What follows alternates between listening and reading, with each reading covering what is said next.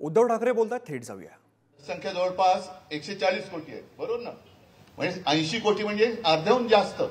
मग 80 कोटी लोकांना तुम्ही जर का फुकट धान्य देत असाल तर मग गरिबी कोणाची हटवलीत गरिबी। आणि त्यांना फुकट धान्य देतात, ते धान्य जो पिकवतोय तो शेतकरी आत्महत्या करतोय। मोदीजी तुम्ही भारतरत्न वगैरे देताय, ठीक आहे, तो तुम्हाला असं वाटतंय की तुम्ही सगळ्यांना फसवू शकता, पण शेतकऱ्यांसाठी जर का तुम्हाला खरंच काम करायचं असेल तर काश्मीर पासून कन्याकुमारीपर्यंत जेवढे माझे शेतकरी आहेत त्यांना तात्काळ कर्जमुक्त करा, तर आम्ही समजू की तुम्ही शेतकऱ्यांसाठी काम करताय। सगळ्यांना पूर्ण देशभर कर्जमुक्त, जेवढं कर्ज असेल ते मोदी सरकार की गॅरंटी, आत्ता निवडणुकीच्या आधी, नाहीतर निवडणुकीच्या तोंडावर सांगतील आणि करत काहीच नाही। मध्य प्रदेशमध्ये मला वाटतं त्यांनी वचन दिलं होतं, उत्तर प्रदेशमध्ये होतं, दिलं की नाही दिलं, कर्जमुक्ती केली की नाही कळू शकेल आपल्याला।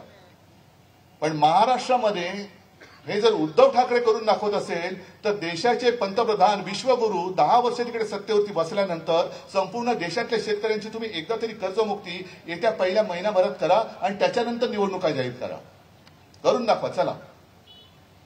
पण ही सगळी जी काय फसगत चाललेली आहे, या फसगतीसाठी आत्तापासून तुम्हाला या एकमेकांमध्ये चर्चा सुरू करावी लागतील। किती जनधन योजना, पीक विमा योजना, प्रधानमंत्री फसल विमा योजना, प्रधानमंत्री स्वनिधी योजना, आरोग्याची योजना, महिलांसाठी आणखीन काय असेल ती योजना, हे मिळाले की नाही मिळाले हे एकदा बघा, हे लोकांमध्ये जा, त्यांना विचारा। आणि मला खात्री आहे जनता वाट बघते की आपल्यासाठी कोण लढणार आहे की नाही। आणि आज मी जनतेला तुमच्या सगळ्यांच्या साक्षीने सांगतोय की बाकी ज्यांना जायचं त्यांना जाऊ द्या, पण ही माझी शिवसेना आणि हा उद्धव ठाकरे शिवसेना प्रमुखांचा पुत्र, ही माझी लढाई लढत नाहीये, ही माझ्या जनतेची लढाई लढतोय आणि मी ती लढणार। आणि त्याच्यासाठी मी या कुटुंबाला मी साथ घालतोय, तुम्ही माझ्या या महाराष्ट्राच्या कुटुंबियांना मी साथ घालतोय की ही लढाई उद्धव ठाकरेची नाही, ही लढाई माझ्या महाराष्ट्राची आहे, माझ्या देशाची आहे। मी तुम्हाला साथ घालतोय, तुम्ही सोबत या। आणि ह्या एकाधिकारशाहीला नुसते इथल्या आमदाराला पाडून मला काही समाधान नाही, त्याला तर पाडायचाच आहे, तो आपल्या कर्मानेच पडतोय, खासदार पण पडतोय, पाडावाच लागेल। पण देशामध्ये आपल्या शिवसेनेचा अस्सल भगवा काय आहे तो दिल्लीच्या तख्तावरती आपल्याला फडकवायचा आहे, दिल्लीच्या तख्तावरती, विधानसभेवरती तर आहेच।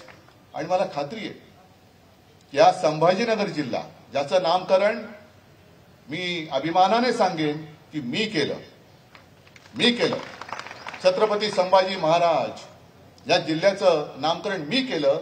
अजून हे 1.5-2 वर्ष तिकडे बसलेत लाचार शेपूट हलवणारे, निवडणूक आयोग हे नामकरण करायला तयार नाही।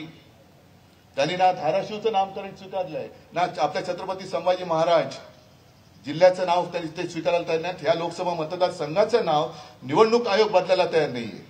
आणि ह्या निवडणूक आयोगाने सांगायचं शिवसेना कोणाची, ठीक आहे, सत्ता येऊ द्या, मग बघून घेऊ एकेकाला। हे सगळे लाचार ज्या यंत्रणा आता तिकडे पाणी भरतायत, त्या पाणक्यांना ही जनता पेटल्यानंतर काय होते ते आपल्याला दाखवून द्यायचंय।